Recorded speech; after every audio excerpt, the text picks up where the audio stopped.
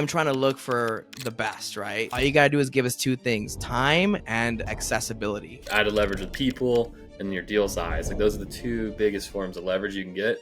And then you removed a lot of complexity. Yeah, I mean, I have so much to give. I don't want to see you trying to do Airbnbs and flips and this and this and that. Like, dude, just do one thing and get good at that one thing. I think the pacing and the tonality and the way that you frame it is like the reason it works so well. And just really trying to be heard and let them hear me out. All right, guys, today we have Bryan on the podcast from San Antonio, Texas. So Bryan last year in his first year in real estate, did $200,000 in assignment fees. And this year, and again, it's March 21st, you've already closed $320,000 in assignment fees. So we're gonna be talking about your story of how you've dude, you've like almost 10x your business in 1 year. It's insane. So we're gonna be talking about the most important things. Bryan, good to have you in here, man. Thanks, man. Good to be here. Yeah, dude. So talk to me a little bit. Like, what were you doing? How'd you get into real estate in the first place? Dude, so I got into real estate before I was doing wholesaling and all that by buying a rental property. Okay. Yeah, it's kind of funny to kind of, talk about it, but I read a book. I think we've all read the same one called Rich Dad Poor Dad. This is back in 2020. Yeah, like we've all read this book. Dude, I And haven't. I think that really just got me. What was that? I said I haven't. You haven't read Rich Dad Poor Dad? I'm a phony, dude. That's a shocker. Okay. Well, it's a good book. I read that book and I just like my mindset kind of changed. I was like, dude, I don't know if the whole 9 to 5 thing is for me. And when I read it, I got things in order and we worked hard, my wife and I, to buy our first, home that we live in now, like that year. So we were 22 years old. We closed on our first house, our own primary residency. And then after that, we just were saving up money. We put down about 19,000 on a duplex in Cleveland, Ohio. So I chose a Midwest market because I heard it was really good cash flow. We bought that thing. Yeah. And I was just like, dude, if I can buy one of these per year for the next 10 years, I'm going to be set, dude. That was the goal back then. And then things changed, right? Then I think I watched some like Bigger Pockets videos and Ryan Pineda videos and other folks of, talking about flipping, wholesaling, and all these other things. And that's when I was just like, whoa, like, what is this? And so last year, I had a good friend of mine who got me a WealthCon ticket to go to, one of Ryan's WealthCon things that he does once every quarter. I went out there and then he did his whole, pitch about to join him for his whole coaching program. So I took the risk. I said, yeah, let's just do it. What's the, worst thing that could, happen to us? So I took that risk, jumped in, and I didn't really know what I was doing, but I just took action. I think that's one of the big things that I learned.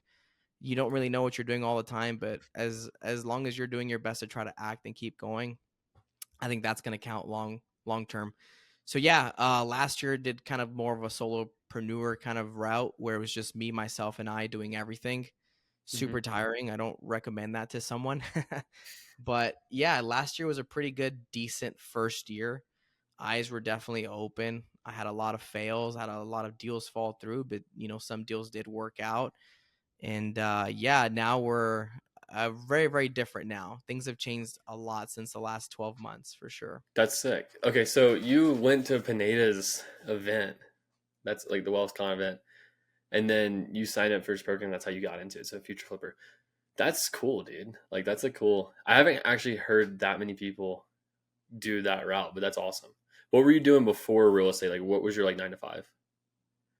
Yeah, so before real estate, I was okay. So to backtrack some more, Okay. I was at home with my kids. I was a caretaker. My wife was the one who was working. So before we got married, I was the one who was working, and I was doing like truck sales, like truck upfitting sales, like for running boards and grow guards and like just to outfit a truck, right? I was doing that kind of sales up in Austin while she was going to UT. And as soon as she was done, then we kind of swapped roles where I was going to go to college full time and she was going to be the one working full time. So I went to UTSA. I got my bachelor's in finance, but I didn't go do a 9 to 5. I was, I did this, like, during that time frame. That's so sick. yeah, before real estate, doing UTSA full time, just doing college really, and then being home with my kids, and I would take care of them, and then on the side trying to like learn this on the side as well. So then Bro, like that's last year crazy. is That's when, sick. yeah, man. So last year we took that risk because like when I joined with the whole future flipper, right, the whole wealthy thing, I told my wife, I was like, hey, just quit, go home, be with our kids, and let's just try to do Hmm. this, right?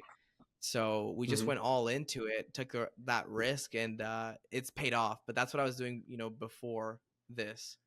Bro, that's crazy. So you had what age did you have kids at?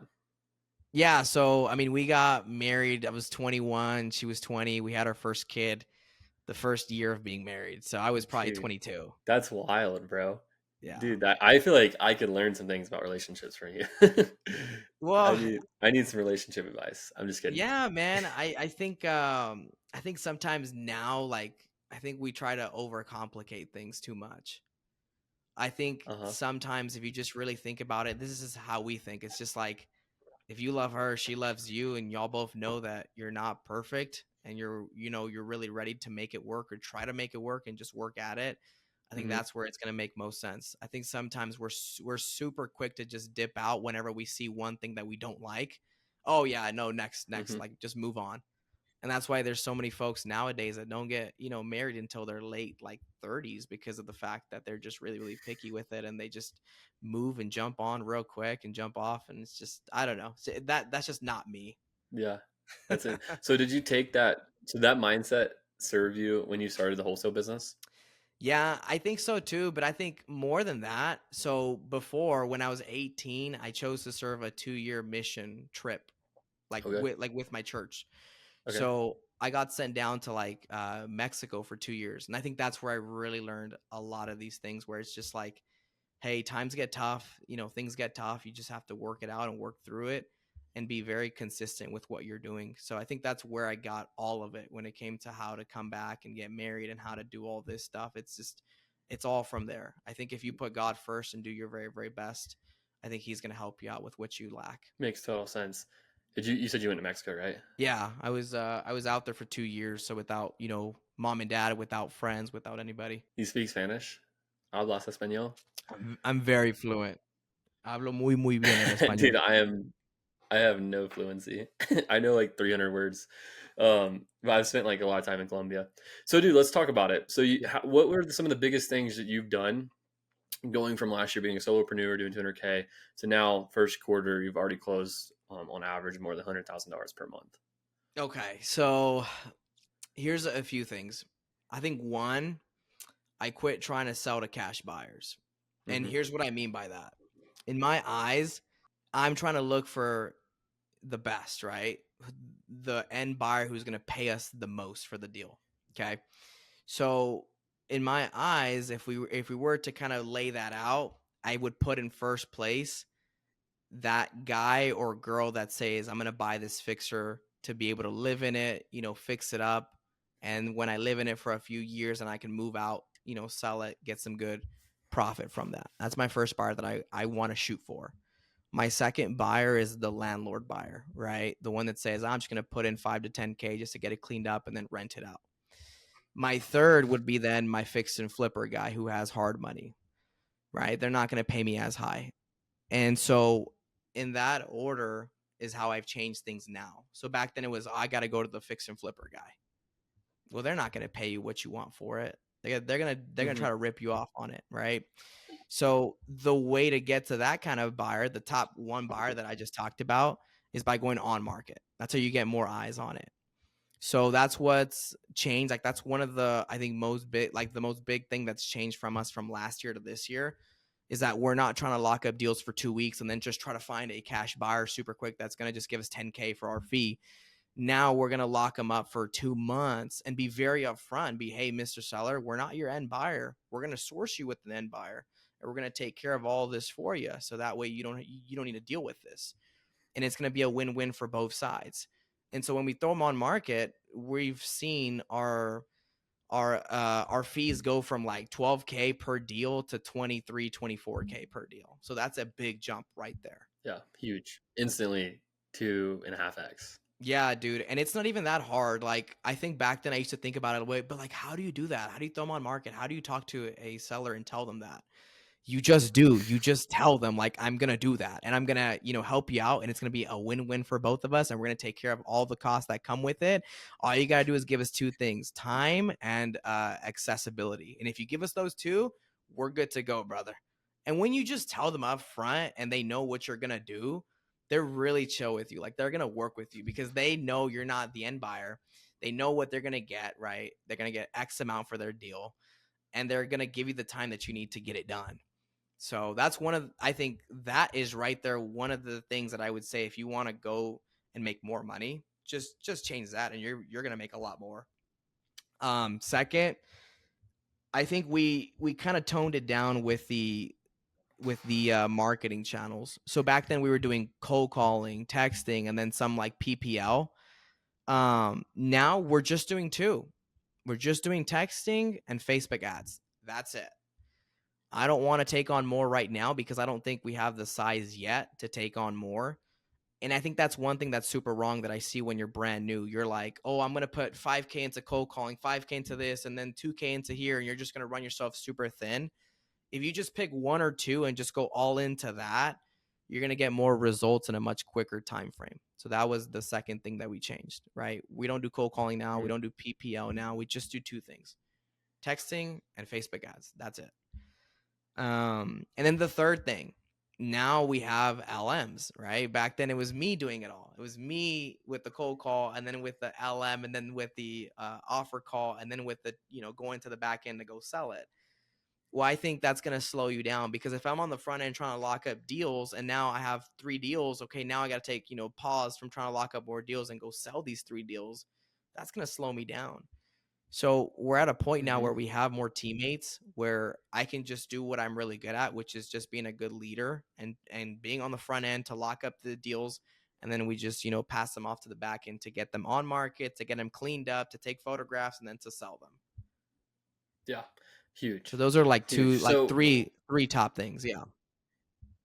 yeah, I think like a lot of what you did is you removed a lot of complexity from the business and then like added leverage, which added leverage with people and your deal size. Like those are the two biggest forms of leverage you can get.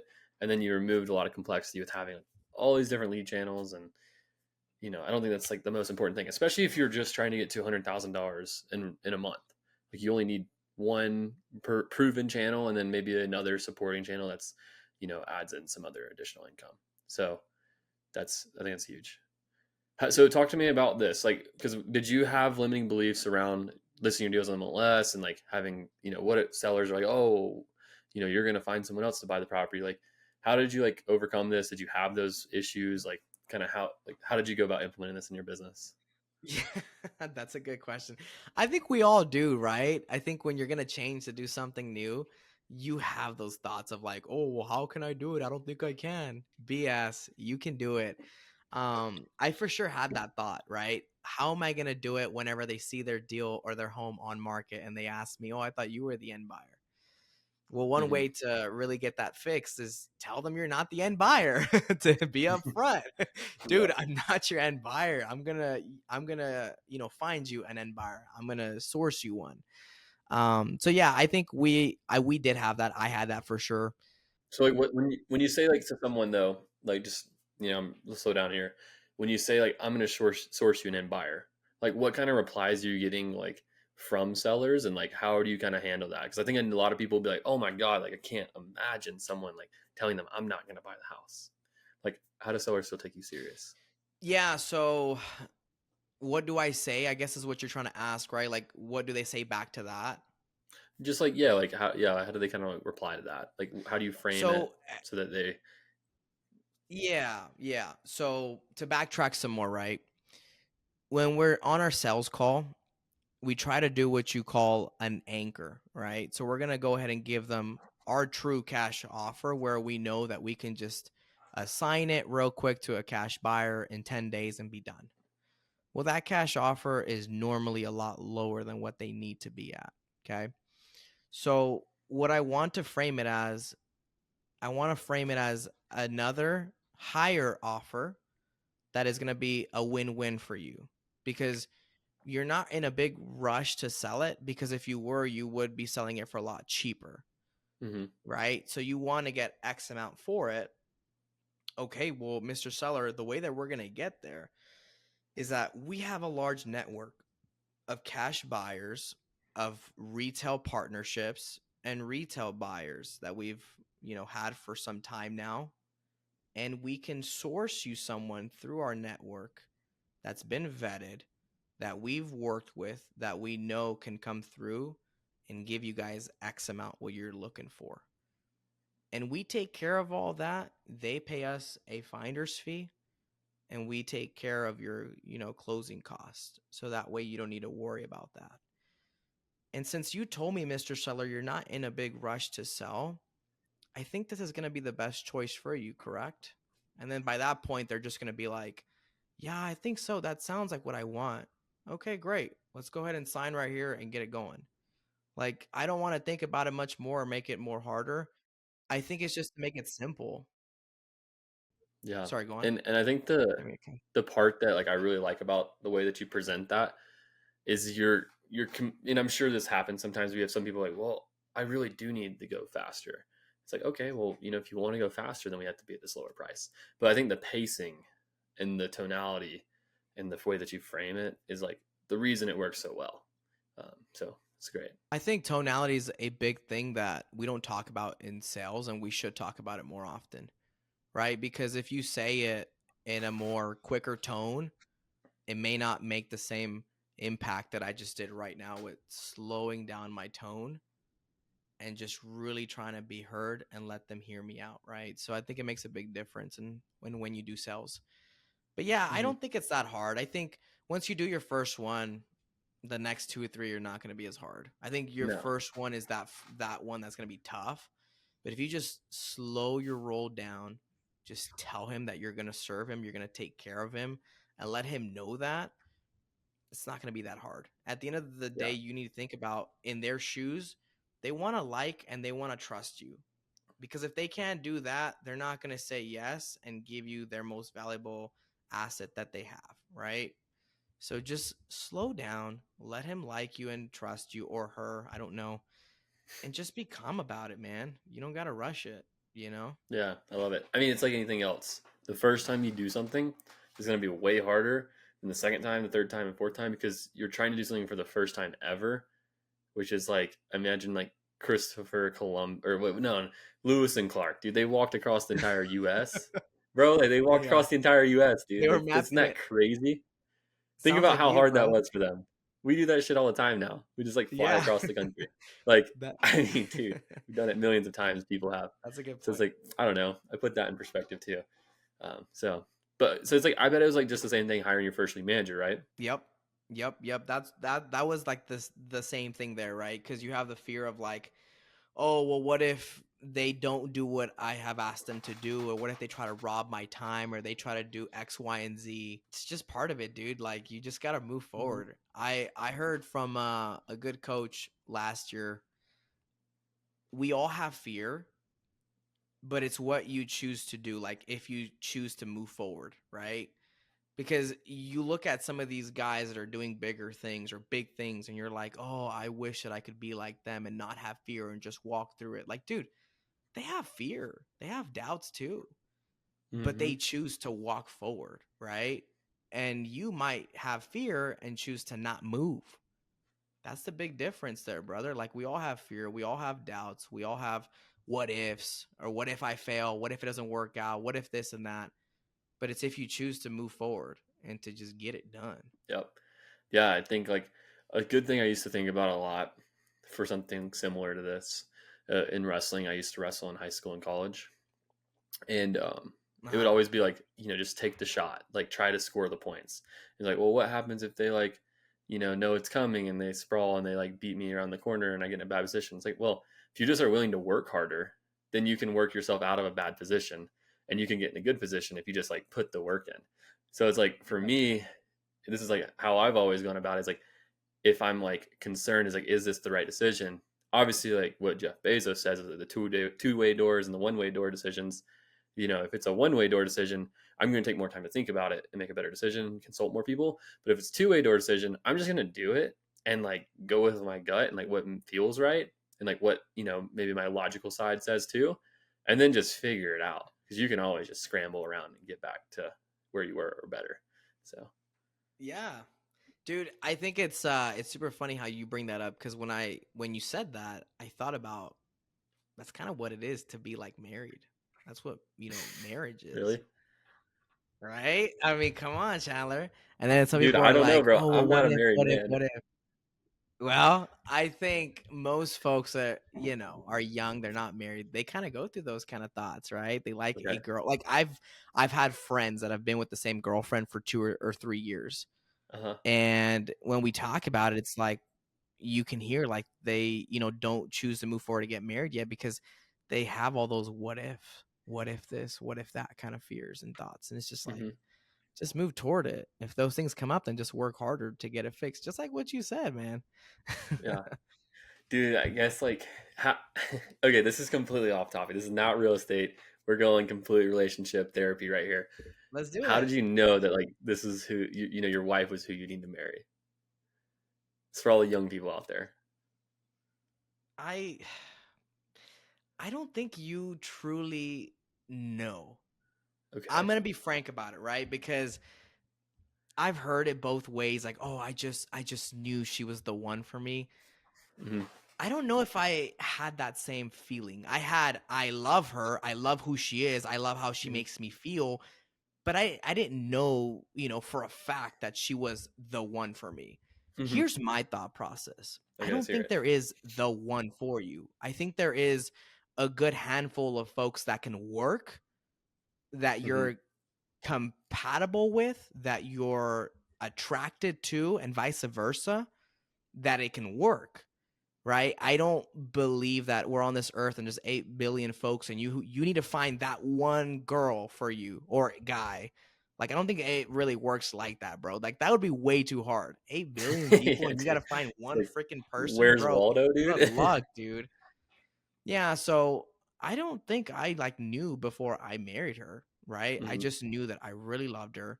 I really, really wanted her to be in my life forever. And I said, dude, it's time to take a knee and, ask her to be your wife. If you love her that much and if you really want to be with her for that long, like, you got to make it happen. You got to pull up. And Dude, that's some men actually have such a fear and some men don't do it. And some men will be with the same girlfriend for 4, 5, 6 years. And that's crazy to me. Like, I'm not going to give somebody 5 years of my life if we're not married, man. Like, hey, if you're serious about it, let's move forward. It's kind of what my thought was with her.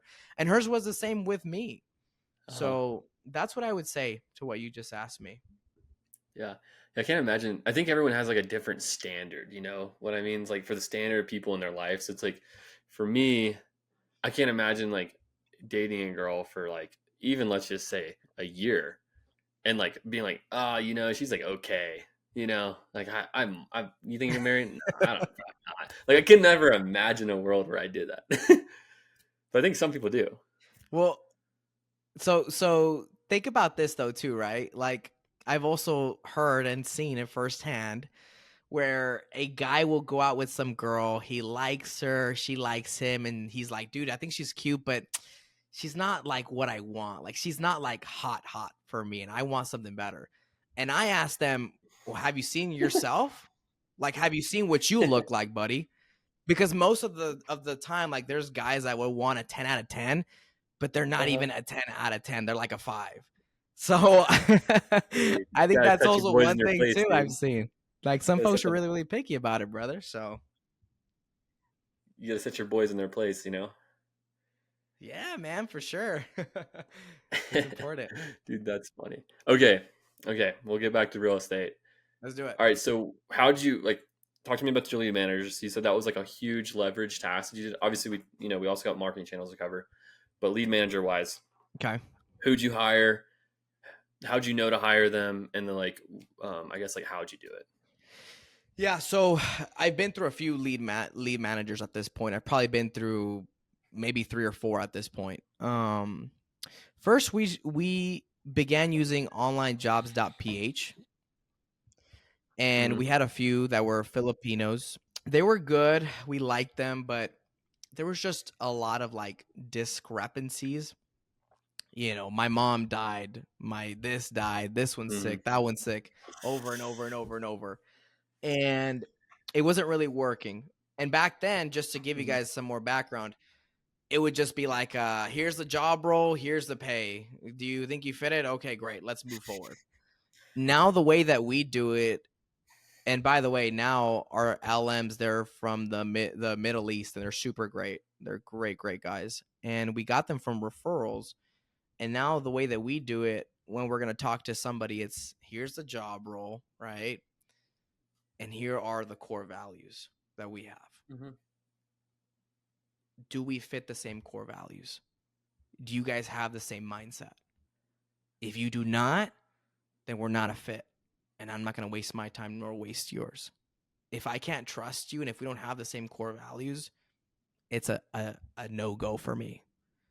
So that changed a lot, right? Because back then we didn't go through core values. We're like, what's that? Now it's a big thing.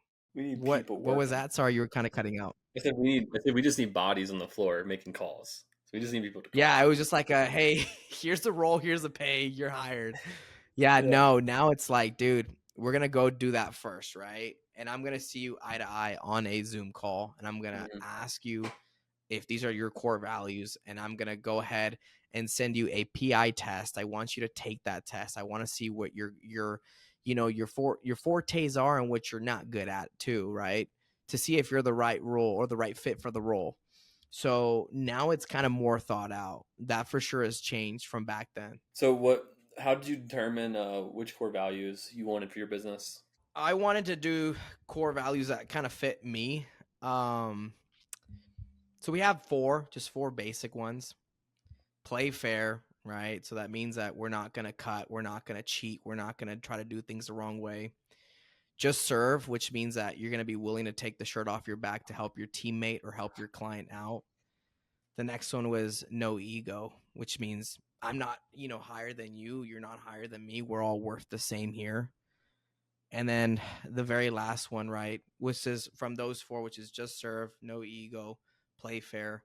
The very last one is train daily, which is not just physically, which is good. Like we all like to work out on a day to day. But it's also here from your mindset, right? So we all want to be on audiobooks or podcasts or books. We want to be trying to nurture this part of you because it's a really big part of you. So those are the four core values that we have, and I just kind of came up with them.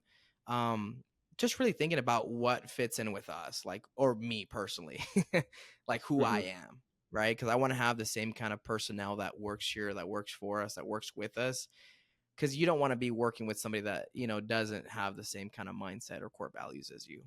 For sure. I think like that's a super underrated thing right there. Is like, do I even like the people who are on my team? Like, do I want them to win?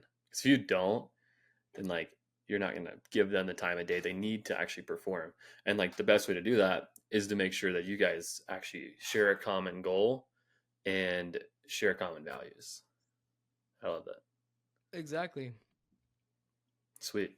So what kind of things did you do? Because like you went through some iterations of different people. How do you like? I mean, you've evolved. So you've hired what probably like 4 or 5 lead managers. It sounds like at this point to get to your team. So how did you go about onboarding these new people and like getting them ramped up quickly into your system? That's what we're trying to do better at right now. Just because it's taking too much time from me right now, right? Because Hmm. I'm the main one that's going to sit with them day in and day out, go through training. Hmm. What we do now is that we have some of those SOPs that we got through you that we let them go through now, and I've already tweaked them kind of to fit us more. Hmm. And the first 2 weeks, I like to call it just training, right? Like we're going to be training. It's going to be hands on, right? By the end of the first week, I want to put you on the phones. Hmm. But the first few days, I want to just train with you. I want to go through those SOPs, go through the CRM, show you what you need to do from if it's a cold follow up, warm or hot, or if it is an actual qualified lead, where to, push it off to and how your note taking should look. Right now, all of that is hands on. What I Hmm. should do and what I need to do is like pre-record a few Loom videos. That way I can just share that with them and they can watch it. But what Hmm. I've done right now to the point to get them trained up is I will sit with them one on one in our morning meetings and train for 30 Hmm. minutes to show you what it should look like. And then we'll do repetition, right, the next few days so that way you can get a hold of it. That's not the best way because there's only one of me and my time Hmm. is not, I don't have that much time. Hmm. So what I am going to do moving forward in the next 30 to probably 45 days at the latest is I want to pre-record a few Loom videos so that way it can just be set up whenever you join. Go ahead and watch these videos, how to work the CRM, how to do a lead, how to push it through, what your Hmm. note taking should look like, etc. Yeah.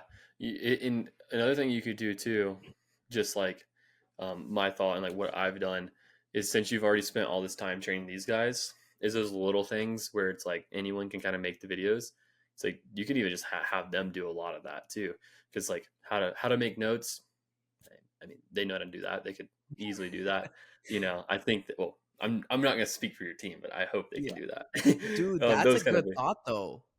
I didn't think about that. Always like, dude, when you're like a one, not you're not a one man band, but when you have a smaller team, like let's just call it 3 to 8 people on your Yeah. team, um, it's like really important to look at like how can I like, cross train my team to like have them like kind of be able to cover other people if needed. So when that comes up, like I was just dealing with a situation yesterday, where someone was asking me questions like, "Hey, dude, like my dispo guy's sick. He lost his voice." Okay, well, he is a transaction coordinator. It's like, okay, this is a perfect opportunity to like have her like learn how to cover his role and vice versa, right? So like being able to do that, but also like leverage yourself and like use your team as like kind of like all like a supporting player to you at this moment because that's like where a lot of them are, and yeah, they can help leverage out more things too.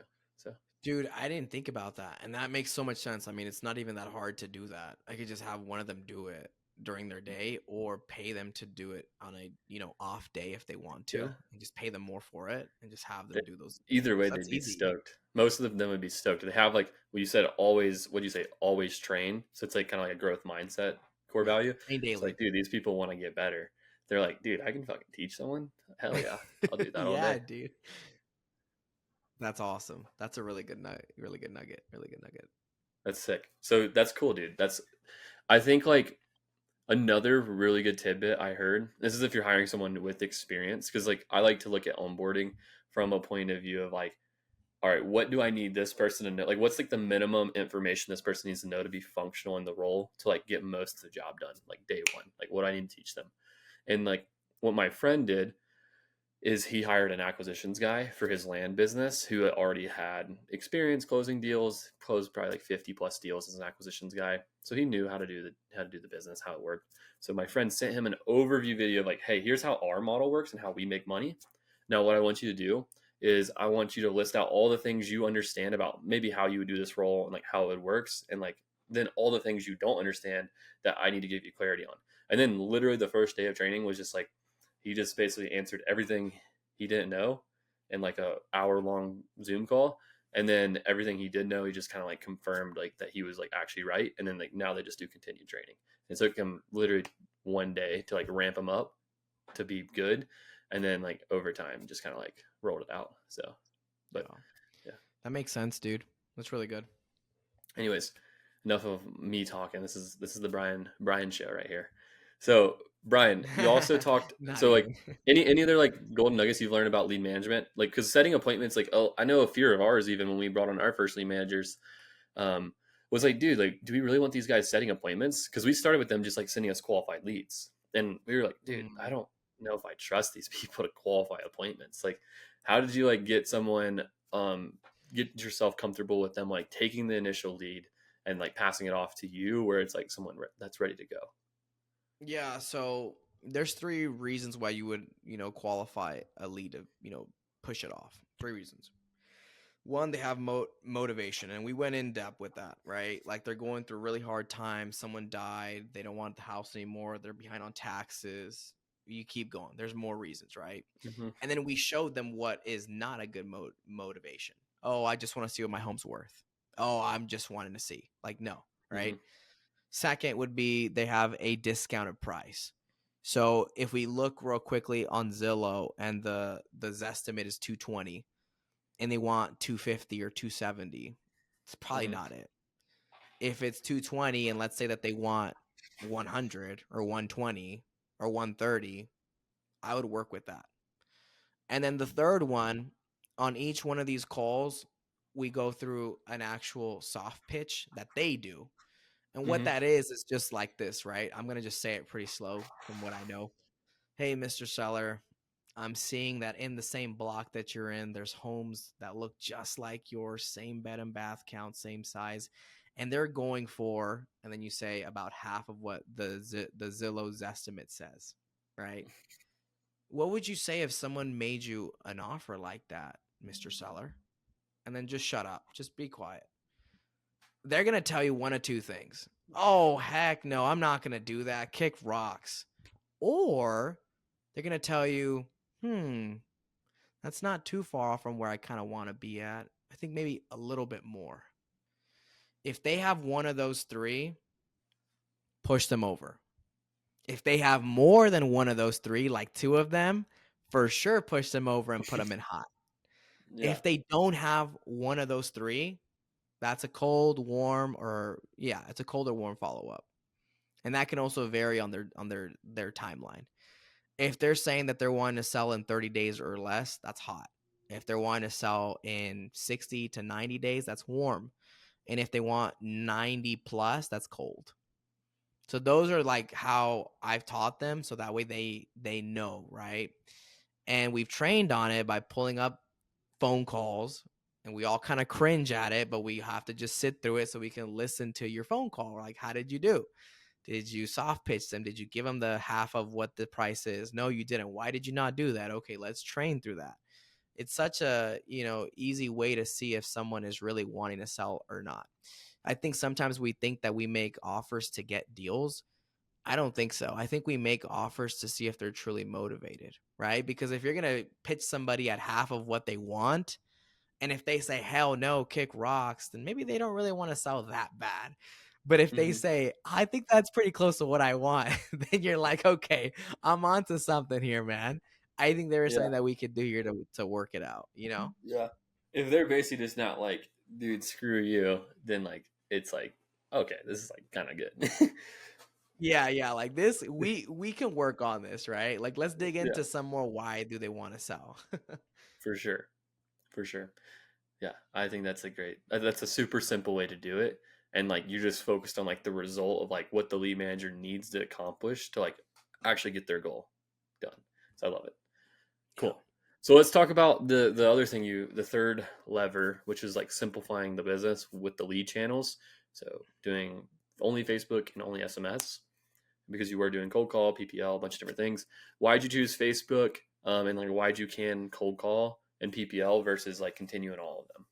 The reason that we switched from cold call to text first before we jump on to the next one Mm-hmm. was because of the fact that I thought about how much time you need to put in to get the same results, if not less, right? Mm-hmm. You can have one caller on the seat making phone calls all day long on a 3-line dialer.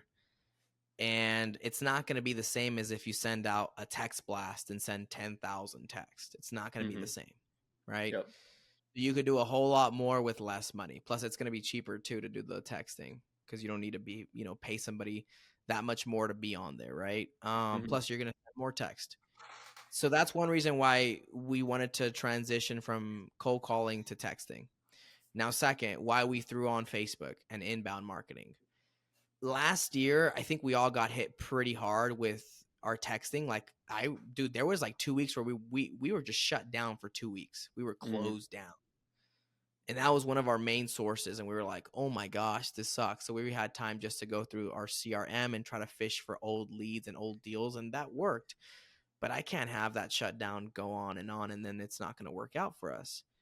So Mm-hmm. it just made sense to throw on some kind of inbound marketing. And I heard that the most cost effective way to get into inbound marketing, get your feet wet, was through Facebook.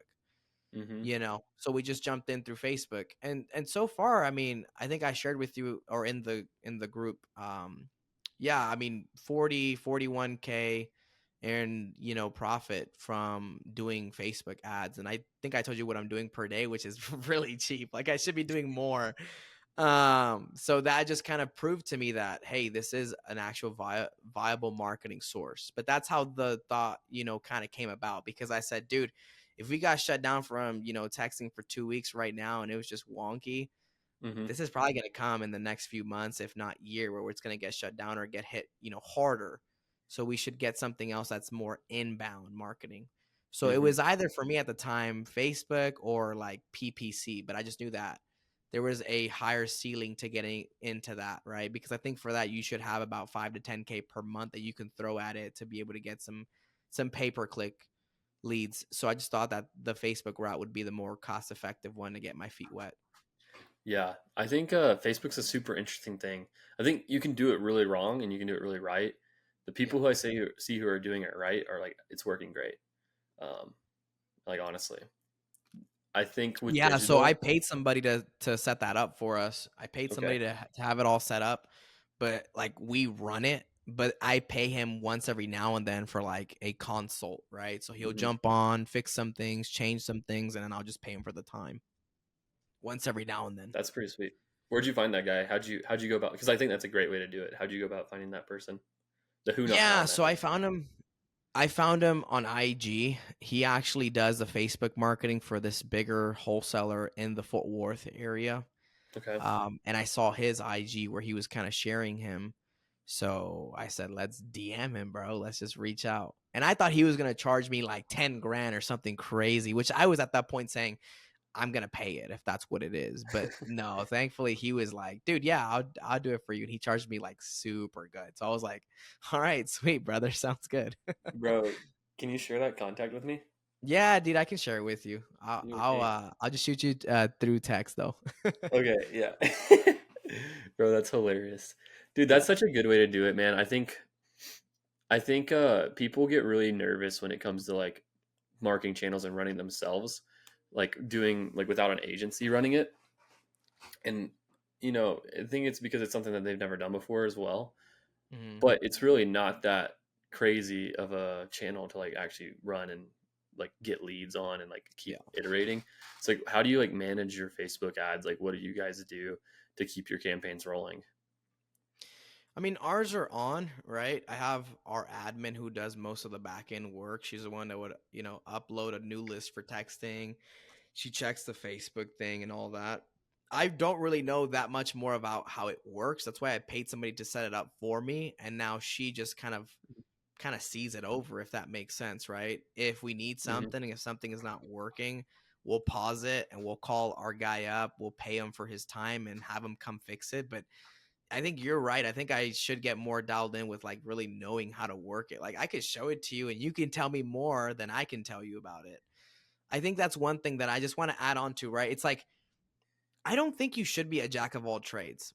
I don't Hmm. think so. I think you should be good at what you're good at, and what you're not good at, get somebody else, like pay somebody else for their time.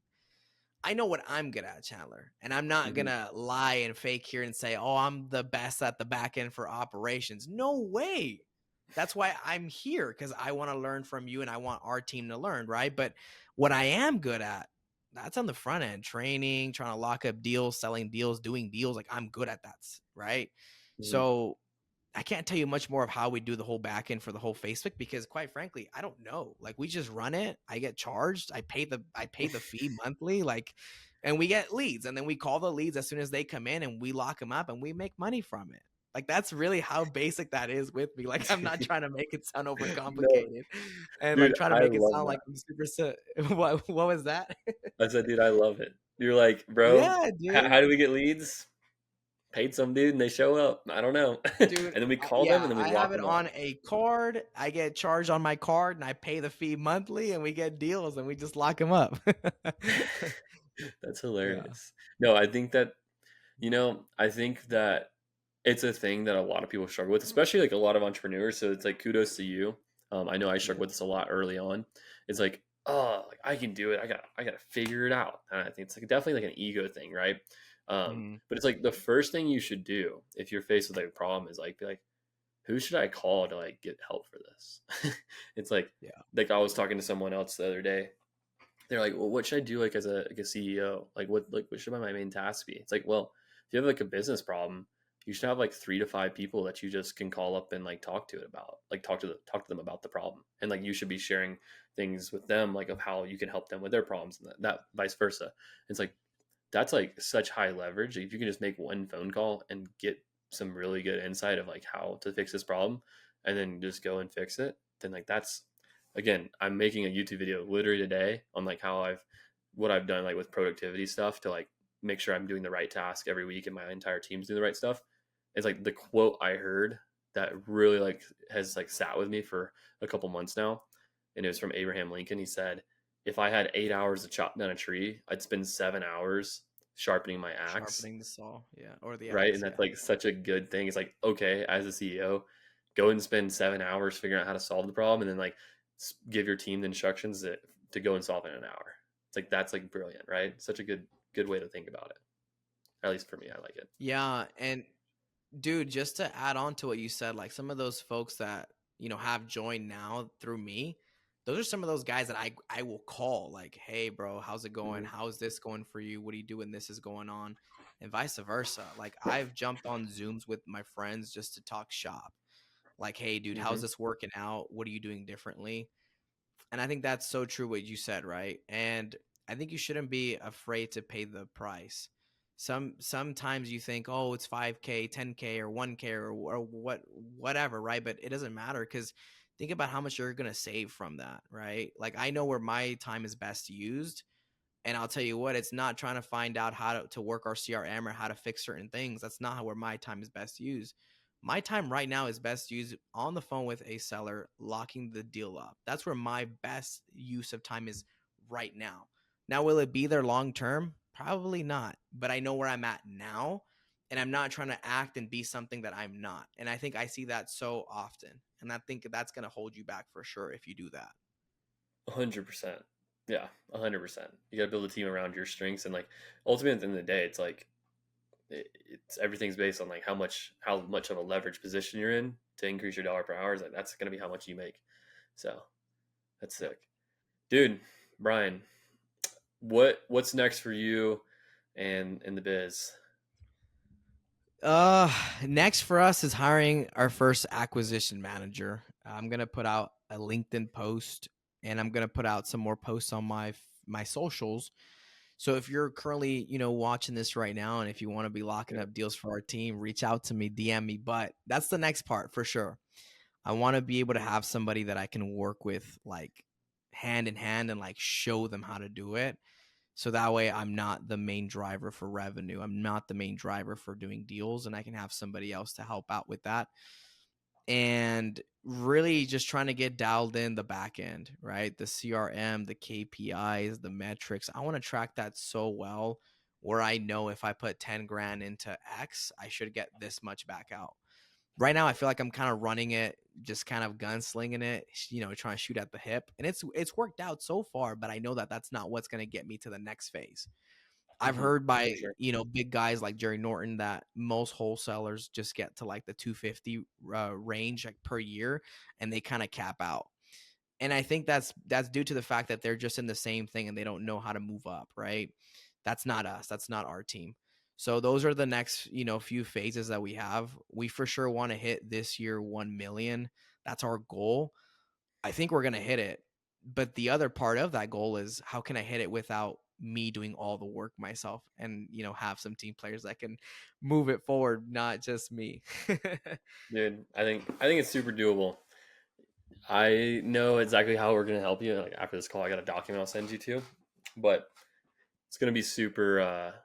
When you hire an acquisitions manager and get that position replaced, and like build out the back end, like get a dispo TC person that can run all the back end, and like you kind of like get above the business. That's like, you know, the sweet spot's really like that 150, 200K a month mark, where it's like you're just like operating the business, managing it. You have a high performing team, and like it just like runs on autopilot to, that way you can go hang out with family, do whatever you need to do. It's like it's gonna be sick. I definitely like you're That's where like I'm just a gonna couple. get to, Chandler. With your help, That's brother, right. I know that I'm gonna get there. Like I have no doubt, right? I just got to get it dialed in for sure.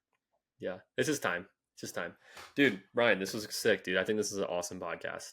Any last things you'd want to leave the listeners with someone who's basically kind of like doing maybe like around that 250 mark a year, and trying to like really like scale their business up to the next level, any valuable piece of insight you could give to those guys? Um, yeah, I mean, I have so much to give, but I'll just give, I guess, 1 or 2 points, right? Just one I thing. think, oh, just one thing. Well, Okay. you can give two if you want. If you want to be Okay, extra, okay. if I you mean, want to come be a on, little man. bit. We got to give him some kind of sauce. All right, No, for give them sure. I something. think, dude, just do one thing. Be good at that one thing. Like, I don't want to see you trying to do Airbnbs and flips and this and this and that. Like, dude, just do one thing and get good at that one thing. Okay. Cut off all the other fat. You're not there yet. So if you're at that mark right now where you're doing that much per year, just do the one thing. Get really good at that. And then part two, hire and outsource someone to help you, right? Like you want to get some help. You want to get someone to be able to be there with you, making the calls or, trying to follow up and do all that with you. That's how you get to the next part from where you're at 250 per year. That's where you get to the next part. Just dialing in and doing one thing and being really good at that one thing. And then second, you need to get help. You need to get a team. And that could just be one more guy like to just do follow-ups for you for the time being. But those are the two things that I would tell you to go do right now if you want to move past that mark. I love it. I think it's spot on, dude. Bryan, dude, this is sick. This was super fun. I know people definitely got a lot of value from today. So Thanks, man. appreciate you being on here. Good talking to you, brother. Yes, sir. All right, gentlemen, we will see you guys in the next one. All right, Peace. peace.